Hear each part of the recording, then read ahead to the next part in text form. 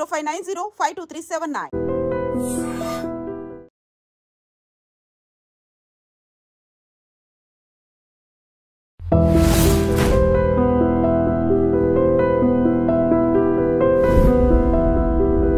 Nayeem case కూడా బాగా sensation అయింది.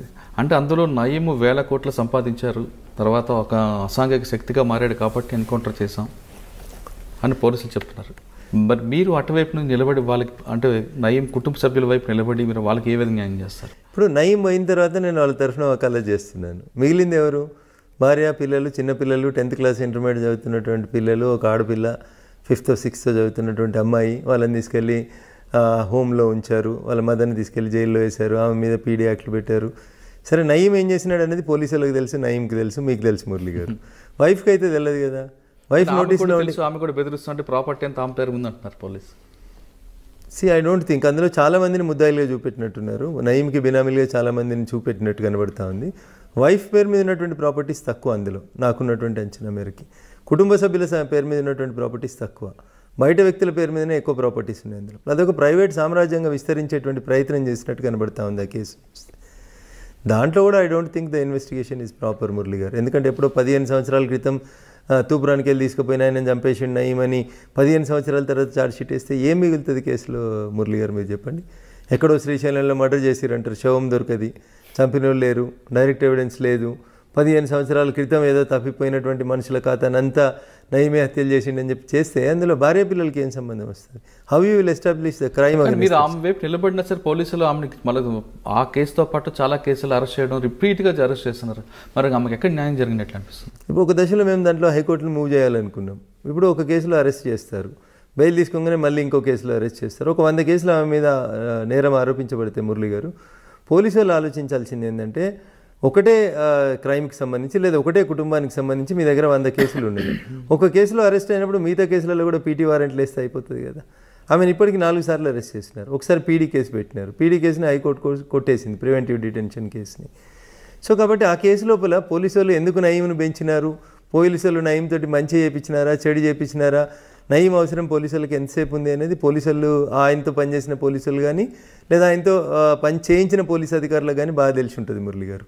ఆయన పోయిన తర్వాత ఆయన భార్య కూడా ఆ క్రైమ్లలో ముద్దాయి అని చెప్పి పెట్టడాన్ని నేను అపోజ్ చేస్తూ ఉన్నాను. మిగతా గ్యాంగ్స్టరు, మిగతా వాళ్ళు ఉన్నారు, నక్సలైట్లు ఉన్నారు, లొంగిపోయిన నక్సలైట్లు ఉన్నారు, ఇతరులు ఉన్నారు అంటే అది వేరైతుంది మురళి గారు. కుటుంబ సభ్యులు, ఇంటర్మీడియట్ చదివే కొడుకో, 7th క్లాస్ చదివే కూతురో, లేకపోతే ఏం తెలియని అమాయకులైనటువంటి వైఫ్నో సిస్టర్నో క్రైమ్లో ఇన్వాల్వ్ చేయడం సరైంది కాదండి. అంటే మీరు అన్నట్లుగా నయీం బతుకున్నప్పుడు ఎక్కడ కూడా నయీం వైఫ్ కానీ తమ్ముళ్ళు కానీ ఎవరు కూడా బెదిరిస్తున్నట్లు కానీ స్క్రీన్ మీద రాలేదు. కానీ చనిపోయిన తర్వాత నయీం వైఫ్, నయీం బావ, నయీం చెల్లు బెదిరిస్తున్నారంటూ వాళ్ళని పదే అరెస్ట్ చేయడం ఎంతవరకు కరెక్ట్ అంటారు? ఇప్పుడు ఏం చేయాలో తెలియక తప్పనిసరి పరిస్థితులలో ఎవరినో ఒకరిని ముద్దాయం చేయడం తప్ప ఏం లేదు అందులో మురళి గారు. కానీ వాళ్ళకి మానసిక క్షోభ ఉంటుంది కదా. అదే చెప్తా ఉన్నాను నేను మీకు. అక్కడ వాళ్ళు నష్టపోతూ ఉన్నారు తప్ప నయీం బతుకున్నప్పుడు జరిగినటువంటి నేరాలు ఏమైనా ఉంటే వాటి మీద నయీం బాధ్యుడు అవుతాడు. నయీంతో పాటు ఇంకెవరైనా క్రైమ్ చేసి ఉంటే వాళ్ళు బాధ్యులు అవుతారు. ఆయన పోయిన తర్వాత ఆయన కుటుంబ సభ్యుల్ని అరెస్ట్ చేయడం అనేది అన్యాయం. అందులోపల చెల్లె చేసింది, అక్క చేసింది, చెల్లెకి నడవరాదు, అక్కకు పరిగెత్తరాదు, తమ్ముడు లేనే లేడు, తమ్ముడిని నక్సలైట్లే చంపేసినారు. ఇంకేముంటుంది అక్కడ కేసులో? ఏం బలం? 84 years ఉన్న ముసలిని కూడా తెచ్చి రిమాండ్ చేస్తుడు, దానివల్ల ఏం సాధించగలుగుతారు మురళి గారు? వాళ్ళ మీద మీరు పిటిషన్ వేయచ్చు కదా. వేస్తూ ఉన్నాం కానీ కోర్టులు కూడా నయీం కేసు అనేసరికి కొంచెం మీకు తెలుసు కదా మురళి గారు, భయపడతా ఉంటారు, ఓపికగా వినాలంటారు, టైం తీసుకోండి అంటారు. ఒక్కొక్క బెయిల్ పిటిషన్ రావడానికి 3 నెలలు 6 నెలలు పడతా ఉంది. గొప్పతనం ఏంటంటే మన పీడీ కేసులన్నీ కొట్టేయడం జరిగింది హైకోర్టు. దట్ ఈస్ మరొకసారి నయీం తెరపైకి వచ్చాడు. నయీం సంబంధించిన 1000 కోట్ల ఆస్తులు ఉన్నాయి. నయీం ఇంట్లో వంట మనిషి పేరు మీద మొత్తం ప్రాపర్టీ ఉంది అంటున్నారు. ఇప్పుడు ఈ దేశం లోపల బినామీ ఆస్తుల చట్టం ఒకటి వచ్చింది మురళి గారు. నిజంగా పోలీసు వాళ్ళు ప్రాపర్గా ఇన్వెస్టిగేట్ చేస్తే అవన్నీ చట్టాలను ఉపయోగించుకొని అక్కడ ఆస్తుల్ని సీజ్ చేయడానికి స్కోప్ ఉంది వాళ్ళకి. కానీ వేగగా పోయి వాళ్ళ పేరు మీద ఉన్నటువంటి ఇండ్లను వాటిని మేము సీజ్ చేస్తామని అంటే దాని చట్టం ఒప్పుకోదు కదా. పోలీసు వాళ్ళకి ప్రైవేట్గా వెళ్ళి ప్రాపర్టీస్ని సీజ్ చేసేటువంటి రైట్ లేదు కాబట్టి ఆ కేసు కోర్టులో నిల్చోలేకపోతా ఉందనేది నాకు ఉన్నటువంటి లాజికల్ ఆర్గ్యుమెంట్. అందులోపల ఇల్లు సీజ్ చేసినామంటారు, ఎట్లా సీజ్ చేస్తారు?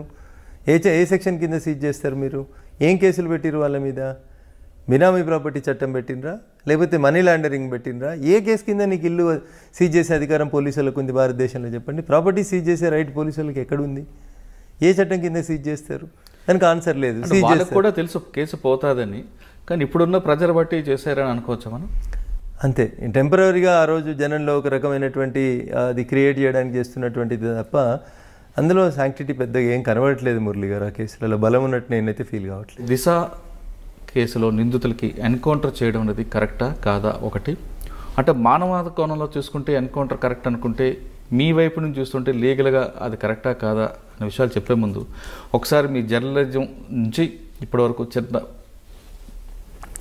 అంటే ఒక సామాన్య నిరుపేద కుటుంబం నుంచి వచ్చినటువంటి మేము అనేక కష్టాలను చూస్తూ సమాజంలో ఎదుగుతూ వచ్చిన మురళి గారు. పేద ప్రజల కష్టం వస్తే అండగా నిల్చోవలసినటువంటి ఈ వ్యవస్థలో, అది పోలీస్ వ్యవస్థనా, న్యాయ వ్యవస్థనా, రాజకీయ వ్యవస్థనా, ఏ వ్యవస్థ కూడా పేదోడి కష్టాన్ని పట్టించుకోలేనటువంటి పరిస్థితులు, అమాయకులైనటువంటి రైతులు పడుతున్న ఇబ్బందులు, సామాన్యుడైనటువంటి తెలంగాణ ప్రజానికానికి కలుగుతున్నటువంటి ఇబ్బందుల్ని గమనంలోకి తీసుకున్నప్పుడు ఒక దశలో పోలీస్ కావాలని, ఒక దశలో వకీల్ కావాలని, ఒక దశలో రాజకీయ నాయకుడు అయితేనే ఎక్కువ సెక్షన్ ఆఫ్ పీపుల్కి న్యాయం చేస్తామేమో అనేటువంటి ఆశతోటి రకరకాలైనటువంటి వృత్తుల్ని మారుస్తూ చివరికి రాజకీయమైన వృత్తిగా సెటిల్ అయినప్పటికీ కూడా ఇప్పటికీ పలు దఫాలుగా మీరు అడిగినప్పుడు అనేక కేసులలో ఒక అడ్వకేట్గా ఉండి కొంతవరకు అక్కడ బాధిత కుటుంబాలకి న్యాయం చేయాలనేటువంటి ఒక ఆలోచన ఉంది. అన్ని చోట్లలో పోలీసులు తప్ప, అన్ని చోట్లలో పోలీసులు రైటా అంటే పోలీసులలో కూడా మంచి వాళ్ళు ఉన్నారు మురళి గారు, చెడ్డ వాళ్ళు కూడా ఉన్నారు. సో దిశ ఎన్కౌంటర్ జరిగినటువంటి మొదటి 1-2 రోజులలో ప్రజల నుంచి వచ్చినటువంటి ఉత్సాహం, స్పందన చూస్తే ఈ దేశంలో ఏదో వ్యవస్థలు విఫలం చెందుతూ ఉన్నాయి, వ్యవస్థలు విఫలమైనాయి కాబట్టి ప్రజలలో ఒక రకమైనటువంటి ఆవేదన, ఆవేశం వస్తూ ఉంది. ప్రజలందరూ కూడా ఈ వ్యవస్థల్ని సరి చేయడానికి ఎన్కౌంటరే సరైంది అనేది భావించినారు అనేటువంటి ఒక మెసేజ్ని అటు మీడియా కానీ అక్కడ జరిగినటువంటి సంఘటనలు బట్టి కానీ మనం గమనించాం. విషయం వెళ్ళే ముందు మీరు గతంలో చేసిన కేసుల గురించి ఒకసారి డిస్కస్ చేద్దాం. మీరు జర్నలిస్ట్గా ఉన్నప్పుడు రాసిన పటాన్చేరులో పారిశ్రామిక వాడల మీద జరిగిన విషయంతో పాటు మీరు అడ్వకేట్. ఇప్పుడు అక్కడ నేను మొదటి నుంచి కూడా మురళి గారు చిన్న కుటుంబం నుంచి వచ్చిన కాబట్టి మానవతా హృదయంతో స్పందించడం కొంచెం అలవాటు అయింది. ఈనాడు రిపోర్టర్గా నేను పనిచేసేటప్పుడు మురళి గారు ఒక చిన్న సంఘటన చెప్తాను మీకు, హృదయ విదారకరమైనటువంటి సంఘటన. పటాన్చేరు అంటేనే కాలుష్యానికి కాసారంగా మారింది. మీరు చూసారు, పోచారం అనేటువంటి ఒక గ్రామంలో ఒక తల్లికి 14 సార్లు అబార్షన్లు అయినాయి మురళి గారు. ఏంది అంటే ఆ గ్రామం, పోచారం అనే గ్రామం నక్కవాగు తలాపునే ఉంటుంది. ప్రతి పరిశ్రమ విడుదల చేసినటువంటి రసాయనాలని నక్కవాగులో లోపలికి పర్కులేట్ అయ్యి భూమి లోపలికి, అసలు ఆ పోచారం అనేటువంటి విలేజ్ లోపల జనజీవనం అతలాకుతలమైనప్పుడు నక్కవాగు గురించి సంబంధించినటువంటి అనేక public interest litigation petitions move చేస్తే నాడు జస్టిస్ జీవన్ రెడ్డి గారు చెప్తారు, పటాన్చెరులో ఉన్నటువంటి నక్కవాగు చచ్చిపోయింది అన్నారు. అంటే దాని నీరు దేనికి ఉపయోగకరం కాదు అన్నారు. ఇంకో దశ లోపల సుదర్శన్ రెడ్డి గారు అనుకుంటే దాన్ని మినీ చెర్నోబిల్గా డిక్లేర్ చేసినటువంటి పరిస్థితి వచ్చింది పటాన్చెరుకి. సుప్రీంకోర్టే జోక్యం చేసుకొని పటాన్చెరు చుట్టూ ఉన్నటువంటి కొన్ని గ్రామాలకి ఉచితంగా రక్షిత మంచినీరు ఇవ్వాలని చెప్పి ఆర్డర్ ఇచ్చేటువంటి పరిస్థితికి వచ్చింది. సో అట్లా కాలుష్యానికి వ్యతిరేకంగా మొదలైనటువంటి మా పంచాయతీ పేద ప్రజలకు అనుకూలంగా ఉండేటువంటి అనేక సమస్యల్ని పోరాడాల్సి వచ్చింది. రామచంద్రపురం మండలం బండ్లగూడ అని ఇంకో గ్రామం ఉంటుంది మురళి గారు. ఏ బ్లూ బేబీ ఈజ్ బార్న్. జనరల్గా మనిషి ఎందుకు ఇట్లా ఉంటాడు, మనిషి రక్తం ఎందుకు ఎర్రగా ఉంటుంది అంటే హీమోగ్లోబిన్ ఉంటే, బ్లడ్లో హీమోగ్లోబిన్ ఉంటుంది కాబట్టి మనిషి రక్తం ఎరుపుగా ఉంటుంది మురళి గారు. కానీ బండ్లగూడలో ఒక తల్లికి పుట్టినటువంటి బిడ్డ నీలి రక్తంతో పుట్టింది. సో కొద్ది రోజులకే చనిపోయింది పాప. దాని మీద జరిగినటువంటి ప్రయోగాలలో తెలిసింది ఏంటంటే ఆ పాప రక్తంలో హీమోగ్లోబిన్ ప్లేస్ లోపల సీసం అక్యుములేట్ అయింది, లెడ్ వచ్చింది. ఎక్కడి నుంచి వచ్చింది లెడ్? బండ్లగూడ చుట్టుపక్కల ఉన్నటువంటి మనుషులందరూ రక్తం శాంపిల్స్ తీసుకొని చూస్తుంటే వారి బ్లడ్ లోపల లెడ్ పర్సెంటేజ్ పెరుగుతుంది అనేది సైంటిస్టులు గమనించినారు. ఎక్కడి నుంచి వచ్చింది? ఆ చుట్టుపక్కల ఉన్నటువంటి కెమికల్ కంపెనీస్ అన్ని యాసిడ్స్ని వాడి, స్టీల్ ఇండస్ట్రీస్ అన్ని యాసిడ్తో కడిగి స్టీల్ని ప్యూరిఫై చేస్తున్న పరిణామ క్రమంలో యాసిడ్ని భూమిలోకి పర్క్యులేట్ చేస్తే దానిలోంచి ఆ చుట్టుపక్కల ఉన్న బోర్ల ద్వారా వచ్చిన నీళ్ళల్లో అట్లా బ్లూ బేబీస్ బార్న్. సో ఇట్లా సమాజంలో ఉన్నటువంటి చిన్న చిన్న పోరాడాల్సినటువంటి సెక్షన్స్ తరఫున మాట్లాడాల్సి వచ్చినప్పుడు మాట్లాడడం మొదలుపెట్టినటువంటి నా నేచర్లో ఒక రకమైనటువంటి తిరుగుబాటుతనం, మొండితనం, గట్టిగా కొట్లాడాలనేటువంటి నేచర్ వచ్చింది. మీరు చెప్పినటువంటి షామీర్పేట ఎన్కౌంటర్ లోపల అదే ఒక రకమైనటువంటి కేసు. అంటే జర్నలిస్ట్గా మీరు ఉన్నప్పుడు చెప్పిన సమస్య మీద పోరాటం చేస్తున్న రఘునంద గారు అడ్వకేట్కి ఎందుకు మారాలనుకున్నారు? అప్పటికే కుటుంబ నేపథ్యం చిన్న వ్యవసాయ కుటుంబం. నా తర్వాత తమ్ముడు వకాలత్ చదవాలని ఒక ఇంట్రెస్ట్లో ఉండే. తమ్ముడి కోసం అని చెప్పి నేను ఎంట్రన్స్ ఎగ్జామ్స్కి ప్రిపేర్ అయ్యి రాసాం. ఇద్దరం కలిసి రాసాం. ఇద్దరికి ర్యాంక్ వచ్చింది, సీట్ వచ్చింది. సరే ఇద్దరం కలిసి చదివితే బాగుంటుందేమో అనే ఉద్దేశంతో అటువైపు అడుగులు వేసాం. తర్వాత దాది ఒక మంచి వృత్తి, చాలామందికి న్యాయం చేయడానికి అవకాశం ఉంది. చాలామంది భయపడతారు పోలీసు వాళ్ళని చూస్తే, కానీ చట్టం తెలియకపోవడం వల్లనే ఈ భయాలు వస్తూ ఉన్నాయి. చట్టాన్ని ఇంకొంచెం కామన్ మ్యాన్కి తీసుకెళ్లాలని అనుకున్నప్పుడు లీగల్ లిటరసీ క్యాంపులు, రకరకాలైనటువంటి అవేర్నెస్ క్యాంప్స్ కోసం వకాలత్లో జాయిన్ అయ్యాం. రిపోర్టర్గా చేసినా, అడ్వకేట్గా చేసినా, ఏది చేసినా జన బాహల్యం కోసం, జనం కోసం, జనంలో అవేర్నెస్ కోసమే పనిచేస్తూ వచ్చినటువంటి పరిణామక్రమం. సో క్రిమినల్ సైడ్ ప్రాక్టీస్లోకి వచ్చిన తర్వాత ఈ రాష్ట్రంలో సంచలనం చెందిన అనేక క్రిమినల్ కేసులు. అంటే ఫస్ట్ కేసు ఒకటి చెప్పండి. నేను చేసిన మొట్టమొదటి మర్డర్ కేసు రామచంద్రపురంలో చెరువు కట్ట ఒకటి రాయసముద్రం అనే ఒక చెరువు కట్ట ఉంటుంది మురళి గారు. ఇద్దరు ఫ్రెండ్స్ కలిసి సాయంత్రం 4 గంటలకి 3 బీర్ బాటిల్ తెచ్చుకుంటారు. 2 బీర్ బాటిల్ ఇద్దరు తాగిన తర్వాత 3వ బీర్ బాటిల్ ఎవరు తాగాలనే పంచాయతీ వచ్చినప్పుడు అంతకుముందే తాగిన బీర్ బాటిల్తో కలిసి ఇంకొక మిత్రుని పొడి చేస్తాడు పగలగొట్టేసి. That is my first criminal murder case in 1998 if I'm not wrong. So అప్పటికే చాలామంది భయపట్టించినారు, ఏందిరా అట్లాంటి కేసులు చేస్తా ఉన్నావు, ప్రాక్టీస్లోకి వచ్చిన తొలి రోజులలోనే ఇట్లాంటి సెన్సేషనల్ కేసులు చేస్తే మనకి ఇబ్బంది అవుతుంది అని చెప్పి చాలామంది మిత్రులు చాలా భయపట్టించారు. అది ప్రాక్టీస్కి వచ్చిన తొలి రోజులు. అప్పటి నుంచి కూడా నాకు ఏదైనా ఛాలెంజ్గా తీసుకోవడం, మొండిగా పనిచేయడం ఇష్టం కాబట్టి అక్కడ నుంచి స్టార్ట్ అయిన కేసులో మీరు అక్యూజ్డ్ వైపు ఉన్నారా? అక్యూజ్డ్ వైపు. అంటే అక్యూజ్డ్ ఏ విధంగా బయట తీసుకొచ్చారు? ఇంకా అదేముంటుంది సార్, పోలీస్ ఇన్వెస్టిగేషన్స్ ఎట్లుంటాయి మీకు తెలియదే ఉంటుంది మురళి గారు. 100 పనొత్తిళ్ళు ఉంటాయి వాళ్ళకి. శవం అక్కడే ఉంటుంది, శవం తీసుకొస్తారు, బాటిల్ తీసుకొస్తే బండ తీసుకురారు, అక్కడ ఫోరెన్సిక్ సైన్స్ ల్యాబొరేటరీకి పంపాల్సిన అంశాలు అనేకం ఉంటాయి. మన పోలీసింగ్కి, మన ఇన్వెస్టిగేషన్కి, ఇతర దేశాల్లోని ఇన్వెస్టిగేషన్కి నేను మొదటి నుంచి కూడా చెప్తుంది అది ఒకటే మురళి గారు. ఒక ఎఫ్ఐఆర్ రిజిస్టర్ అయితే ఛార్జ్షీట్ ఫైల్ చేసేదాకా ఆ ఐఓకి వేరే డ్యూటీ ఇవ్వద్దు అనేది నా వాదన, నా విజ్ఞప్తి, నా డిమాండ్ కూడా. ఎందుకంటే ఒక్కొక్క క్రైమ్లో ఒక్కొక్క రకమైనటువంటి ఇన్వెస్టిగేషన్ చేయాలి మురళి గారు. ఏదన్నా ఒక మేజర్ క్రైమ్ జరిగింది అనుకోరి, గంట సేపు కాగానే మీడియా వస్తుంది, పొలిటికల్ లీడర్లు వస్తారు, మాబ్ గ్యాదరింగ్ వస్తుంది, వేల మంది జమ అవుతారు, మీకు సీన్ డిస్టర్బ్ అయిపోతుంది. సీన్లో మీరు ప్రతి సీన్ లోపల కూడా ఇప్పుడు ఆడ మర్డర్ జరిగింది, శవం ఆడబడింది, ఒకడు కత్తితోటి పొడుస్తాడు, ఒకడు బాటిల్తోటి పడి పెనుగులాట అవుతుంది, అక్కడ రకరకాలైనటువంటి సంఘటనలు జరిగిన తర్వాత ఒక హత్య జరుగుతుంది. కింద పడినటువంటి కంట్రోల్ ఎర్త్ అంటే బ్లడ్తో సహా, మట్టితో సహా, కత్తి, వెంట్రుకలు, గోర్లు, శరీర ముక్కలు ప్రతిదీ కలెక్ట్ చేయాలి. వేల మంది మాబ్ జాయిన్ అయిన తర్వాత సీన్ ఎట్లా కంట్రోల్లో ఉంటుంది అంటారు మురళి గారు. అక్కడ మొదలవుతుంది కష్టం ఇన్వెస్టిగేటింగ్. చేసుకుని ఫస్ట్ కేసులో ఎలాగా బయట తీసుకొచ్చారు? సో దాని లోపల అంటే సర్కమ్స్టెన్షియల్ ఎవిడెన్సెస్ని పోలీసులు ప్రాపర్గా లింకప్ చేయలేకపోయినారు. Because it is an open place, చెరువు కట్ట, సాయంత్రం 5:30-6 గంటల ప్రాంతంలో జరిగినటువంటి సంఘటన. ఆ సమయం లోపల అక్కడ దాన్ని లింకప్ చేయడానికి ఎవిడెన్స్. చనిపోయారు, ఒకడు ఇంకొకరిని చంపేశాడు. 2 దోస్తులు కలిసి 3 బీర్ సీసాలు తెచ్చుకున్నారు. ఎవిడెన్స్ ఏం లేదు, ఏముంటుంది చెప్పండి, అన్లెస్ అంటే ఆయనే కన్ఫెషన్ తప్ప. ఆయనంతలో ఆయనే మళ్ళీ పోలీసు వాళ్ళకి నేనే చంపేశానని అడ్మిట్ అయ్యాడనే ఒక నేరస్తుని అంగీకారం తప్ప అది చెల్లదు కదా. Confession made before A police officer is inadmissible. So అక్కడ ఆ రికవరీ చేసినటువంటి బీర్ బాటిల్ ముక్క మీద ఫింగర్ ప్రింట్స్ తీసుకోవడం, ఇట్లాంటివన్నీ సైంటిఫిక్ ఎవిడెన్స్ తీసుకోవడానికి ఒక అవకాశం ఉండే.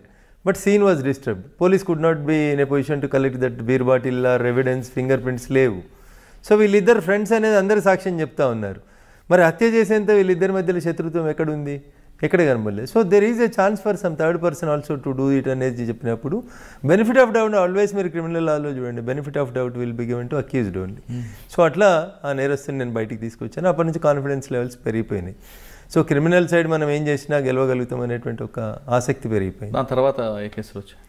ఇంకా ఆ తర్వాత అన్ని సంగారెడ్డి, మా మెదక్ జిల్లా కేంద్రం లోపల వచ్చినటువంటి అనేకమైనటువంటి కేసులలో శివంస్ దగ్గర ఫైరింగ్ అయి పారిపోయిండని ఒక నక్సలైట్ నాయకుడు నందు అని వచ్చి ఉండే, జనశక్తికి సంబంధించిన నక్సల్, అతని కేసుతోటి మొదలుకుంటే ఇట్లా మా జిల్లా లోపల కానీ రాష్ట్రం గురించి ఒకసారి చెప్పండి.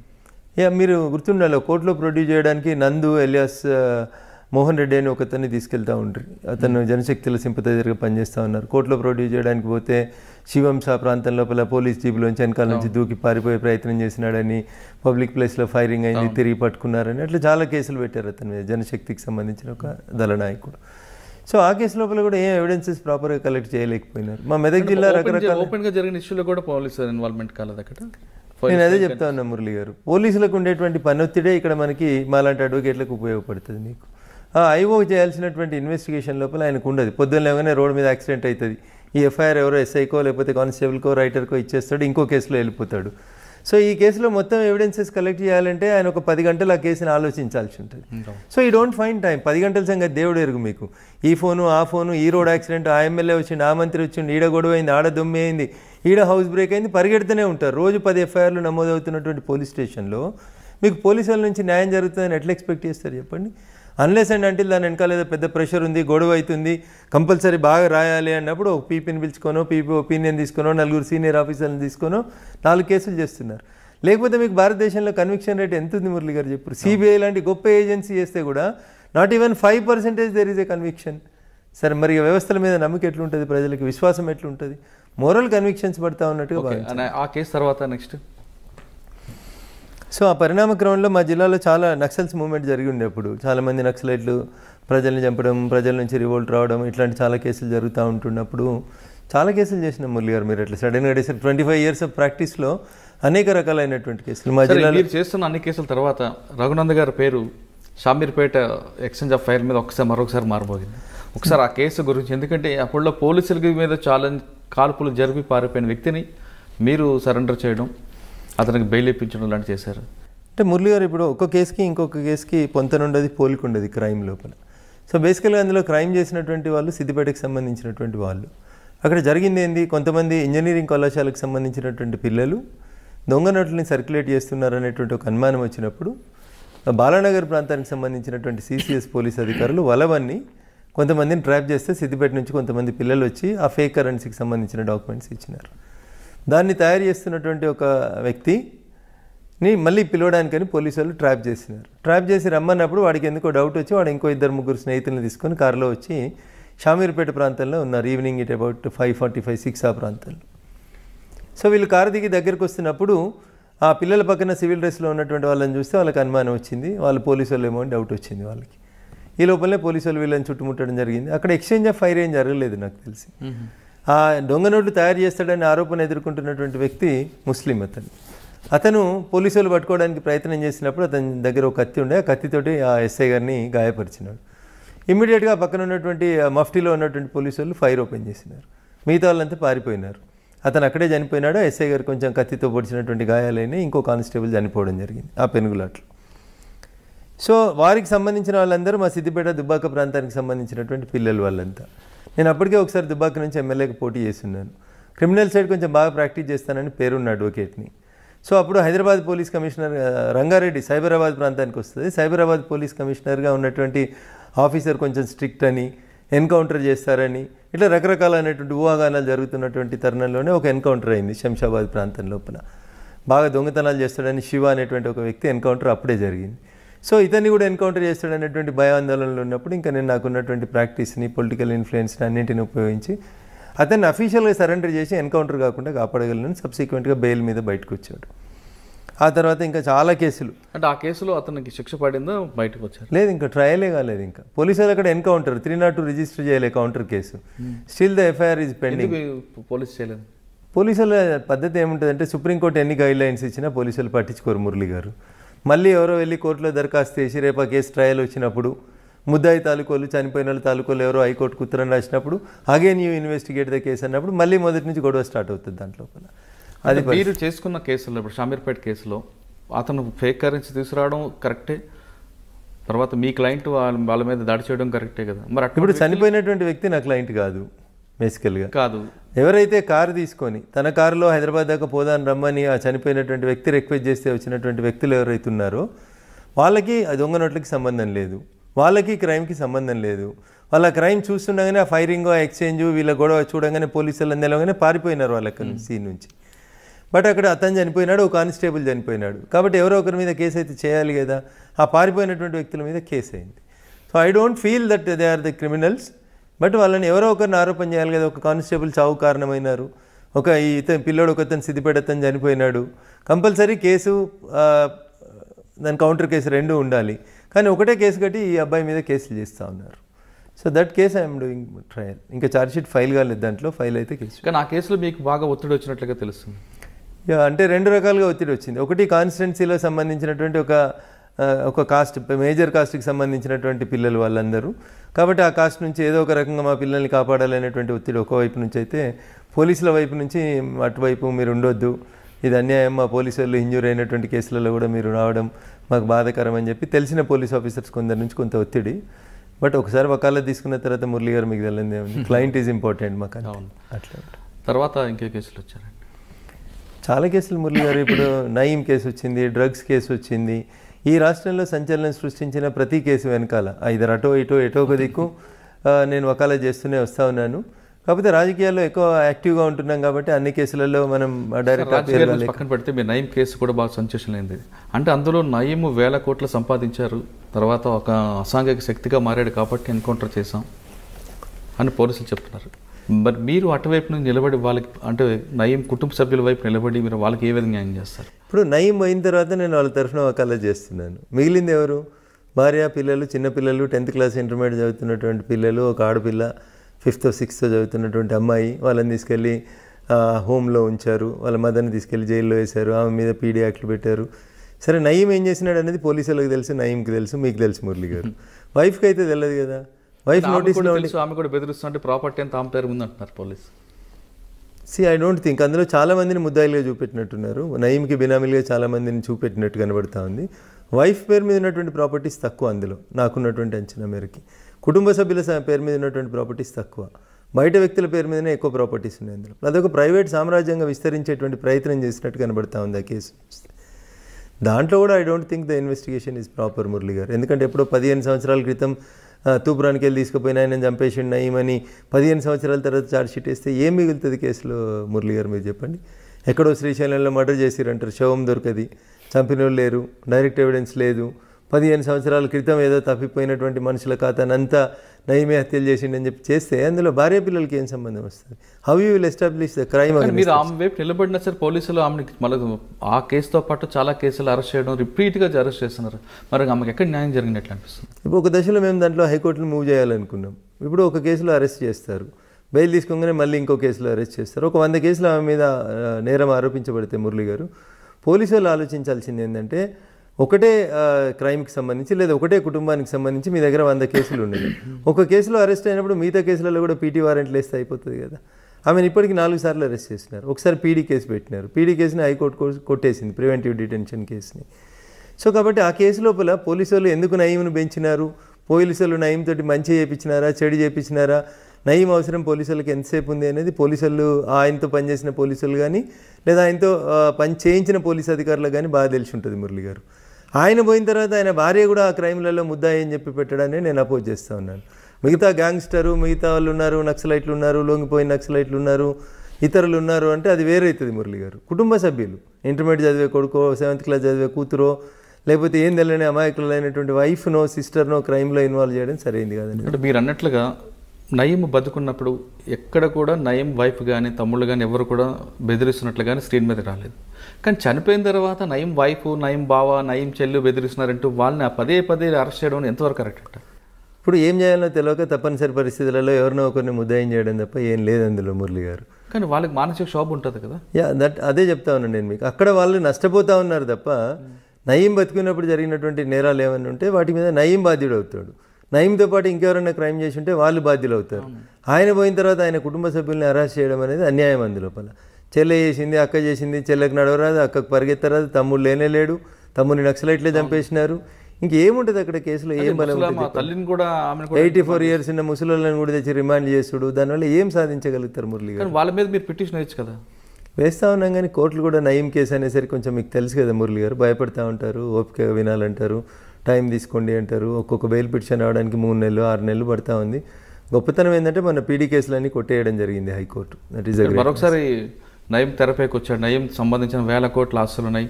నయీం ఇంట్లో వంట మనిషి పేరు మీద మొత్తం ప్రాపర్టీ ఉంది అంటున్నారు. ఇప్పుడు ఈ దేశం లోపల బినామీ ఆస్తుల చట్టం ఒకటి వచ్చింది మురళి గారు. నిజంగా పోలీసులు ప్రాపర్గా ఇన్వెస్టిగేట్ చేస్తే అవన్నీ చట్టాలను ఉపయోగించుకొని అక్కడ ఆస్తుల్ని సీజ్ చేయడానికి స్కోప్ ఉంది వాళ్ళకి.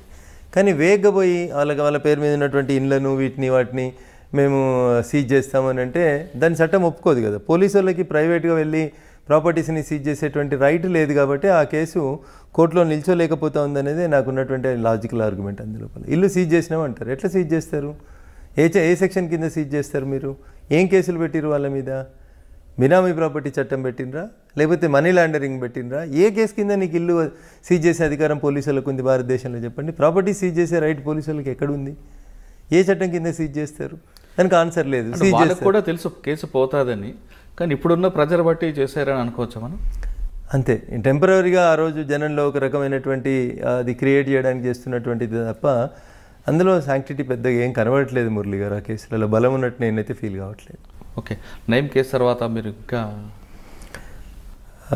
డ్రగ్స్ కేసుకు వచ్చినప్పుడు మీరు చూసినారు. డ్రగ్స్ కేసు లోపల కూడా సినిమా ఇండస్ట్రీ మీద పలు ఆరోపణలు. బేసికల్గా అక్కడ ఇన్వెస్టిగేషన్ జరగాల్సింది స్కూళ్ళలో చిన్నపిల్లలకి డ్రగ్స్ ఎట్లా వచ్చినాయి అనేది ఇన్వెస్టిగేట్ చేయాల్సిన కేసుని దాన్ని తీసుకెళ్ళి ఎవరో సినిమా వాళ్ళు సప్లై చేసిరని, సినిమాకి వెళ్ళి నిర్మాతలకి వెళ్ళి హీరోలకి వెళ్ళి హీరోయిన్లు, దాన్ని ఏదో సంచలనమైనటువంటి కేసుగా డైవర్ట్ చేసేటువంటి ప్రయత్నం చేసిరు తప్ప మొదట మనకు అనుమానం వచ్చింది మీడియాలో వచ్చింది, ఎక్కడ వచ్చింది?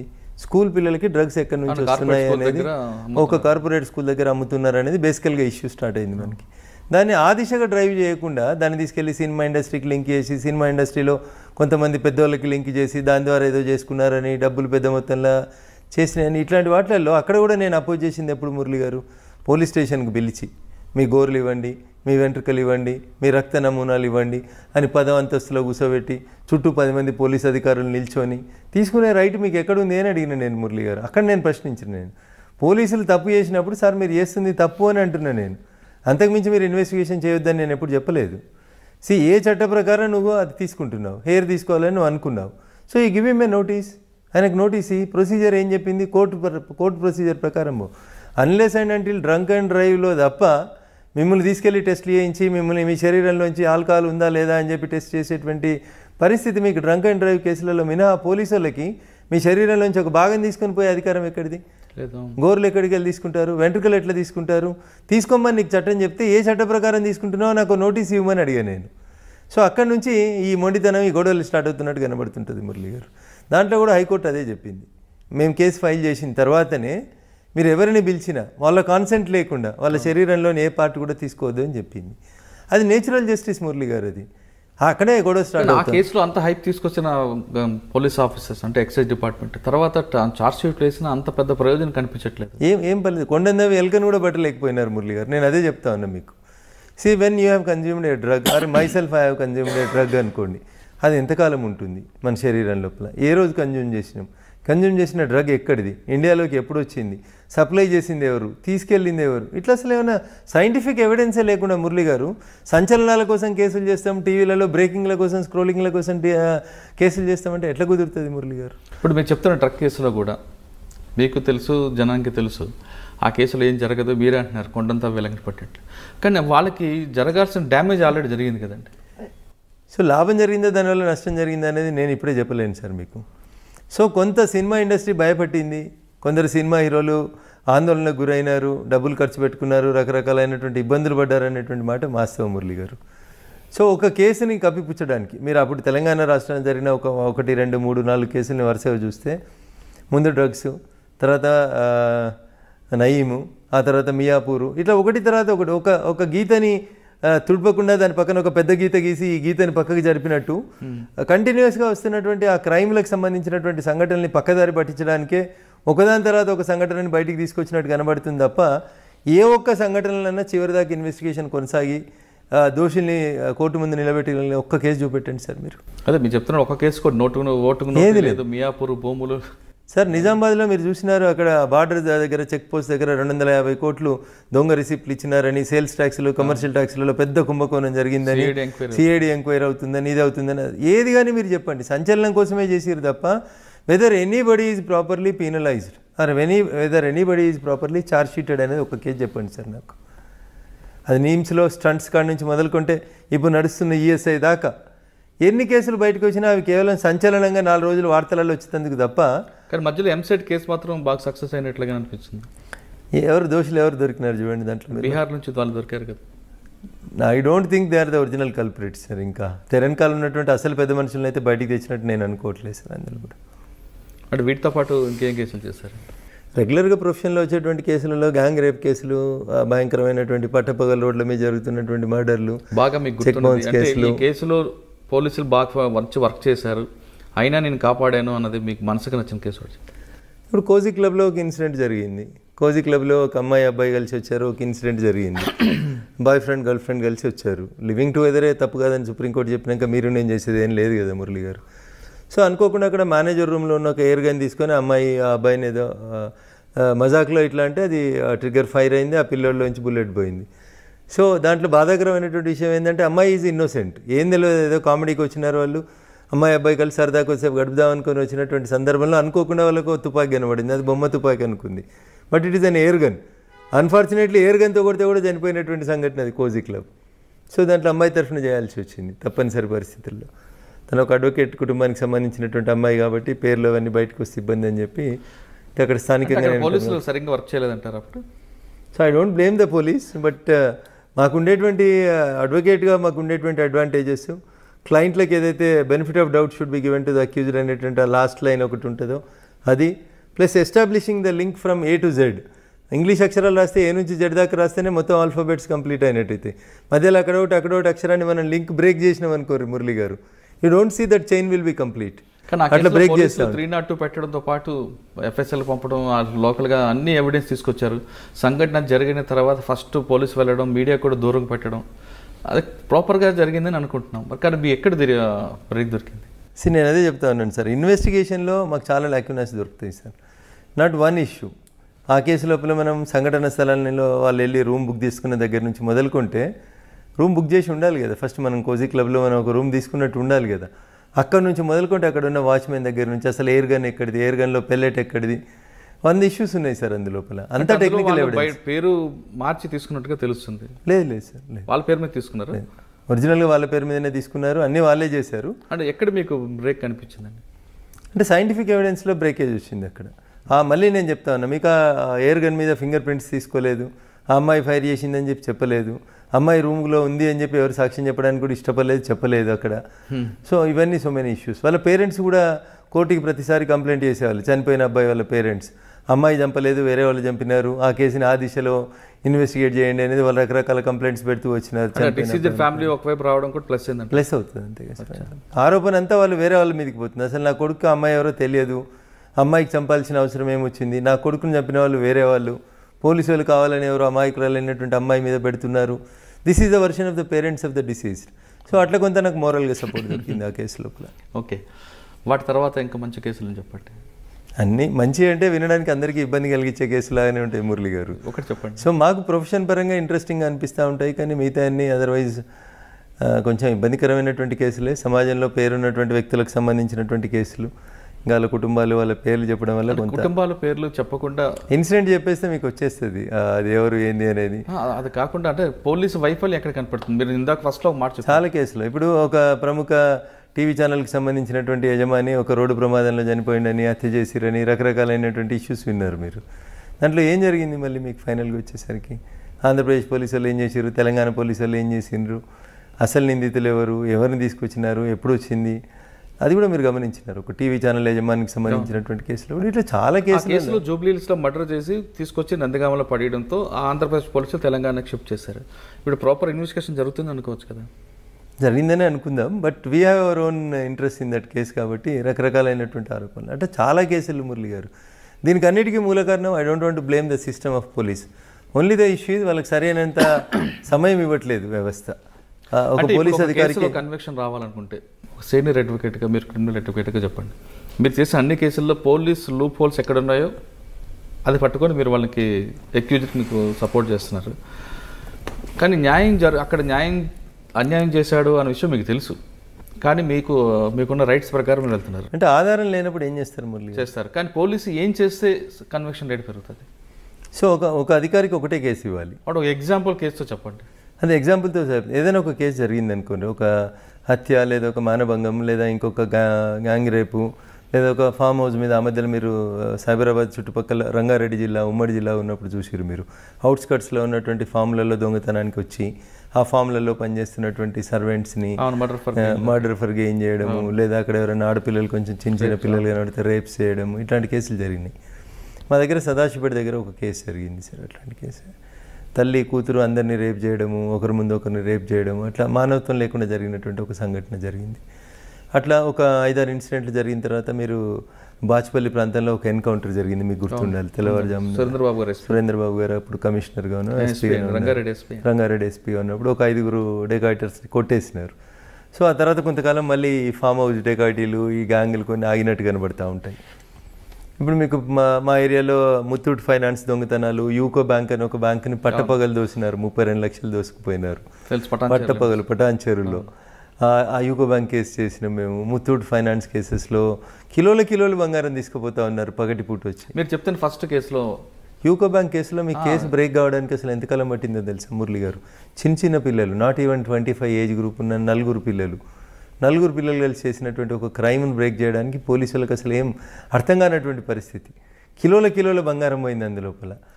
అసలు ఆ లాకర్లో ఉన్నటువంటి మొత్తం కస్టమర్స్ పెట్టుకున్నటువంటి బంగారం సంచులు ఎత్తుకొని పోయినారు వాళ్ళు అందులో పోలీసులు కూడా ఆరోపణలు ఎదుర్కొన్నారు. మొత్తం రికవరీ చేసినారు, కానీ కొంత బంగారమే కోర్టులో పెట్టినారు, మిగతా అంతా ఏదో పంచుకున్నారు, ఇట్లా రకరకాలైనటువంటి ఆరోపణలు వచ్చినటువంటి సందర్భం చూసినాం. అట్లాంటి కేసులలో కూడా there is no scientific evidence. ఇప్పుడు మీరు చెప్తాను ఫస్ట్ కేసులో బాచుపల్లి దగ్గర జరిగిన ఎన్కౌంటర్లో ఆ కేసులో వాళ్ళకి ఏ విధంగా మీరు బయట తీసుకొచ్చారు? ఆ కేసు చేయలేదు నేను, సదాశివపేట గ్యాంగ్ రేప్ ఒకటి చేయడం జరిగింది. ఓకే, అంటే సదాశివపేట గ్యాంగ్ రేప్ కేసుల్లో పోలీసులు కరెక్ట్గా ఎవిడెన్స్ తీసుకురావాలంటే ఏం చేయాలండి? సైంటిఫిక్ ఎవిడెన్స్ మురళి గారు, నేను మళ్ళీ చెప్తా ఉన్నాను, ఒక గ్యాంగ్ రేప్ కానీ ఒక మర్డర్ కానీ జరిగినప్పుడు దాంట్లో మీరు మొత్తం డిపెండ్ అవ్వాల్సింది ఐ ఎవిడెన్స్ ఉండదు సార్. ప్రతి క్రైమ్కి మీకు ఎవరు చూసి చెప్తారు? మీకు మర్డర్ జరుగుతున్నప్పుడు ఎవరు చూస్తారు? నేను కత్తితో పొడుస్తున్నాను చూడండి, కెమెరాలో పెట్టుకుని ఫోటోలు తీయండి ఎవరు స్కోప్ ఇవ్వరు కదా. ఇప్పుడు డెకాయిటీలు జరుగుతూ ఉన్నాయి ఫామ్ హౌజులలో. ఏం జరుగుతుంది మురళి గారు? అప్పుడు రాత్రిపూట చీకటి, వెలుతురు ఉండదు, వాళ్ళు ముఖాలకు ముసుగులు వేసుకొని వస్తారు. How you will identify the criminals? Rape జరుగుతుంది ఒక లేడీ మీద, 5-6 ఉంటారు దొంగతనానికి వచ్చిన వాళ్ళు, వాళ్ళు బలవంతంగా అటు ఇటు కాలు చేతులు కట్టేసి రేప్ చేస్తారు. సో ఎట్లా గుర్తుపడతారు మీరు? అది గుర్తుపట్టాలంటే ఏం చేయాలి? వాళ్ళకి శిక్ష పడాలంటే? శిక్ష పడాలంటే అక్కడ మీరు బేసికల్గా మొదటి నుంచి జరగాల్సింది ఏంటంటే విట్నెస్ని అలర్ట్ చేయాలి, టీఐ పరేడ్ చేయించాలి. ముందు ముద్దాయిల్ని వాళ్ళు ఐడెంటిఫై చేసిన తర్వాత జైల్లో వీళ్ళు ఉన్నప్పుడు టీఐ పరేడ్ అని చేపిస్తారు. సరే మరి చీకట్లో చూసినావు కదా, వెలుతురు లేదు కదా, ఎట్లా గుర్తుపట్టినావు? 100 ప్రశ్నలు వస్తాయి మురళి గారు అక్కడ. సో ఎప్పుడు చీకట్లోనే జరిగాయి సంఘటనలు.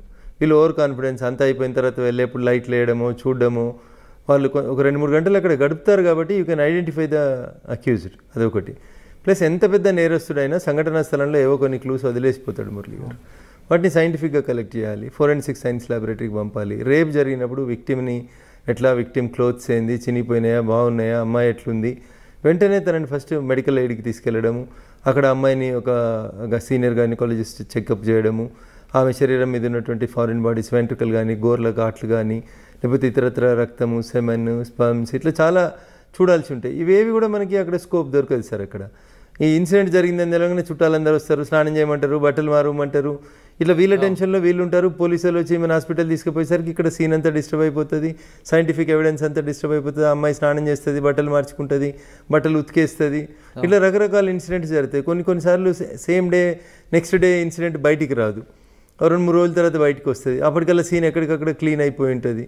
Then how you will collect the evidence? These are all the issues in front of the police. ఇప్పుడు మీరు అన్నట్లుగా సంఘటన జరిగినప్పుడు అదే రోజు సంబంధించిన ఎవిడెన్స్ అంతా కనుక కోర్టుకు ప్రొడ్యూస్ చేస్తే అంటే పోలీసు గ్యాదర్ చేస్తే శిక్ష పడుతుంది అంటున్నారు. ఛాన్సెస్ కొన్నిసార్లు మీరు అన్నట్లుగా నెక్స్ట్ డే స్నానం చేసో లేదంటే ఇంకోటి జరగచ్చు.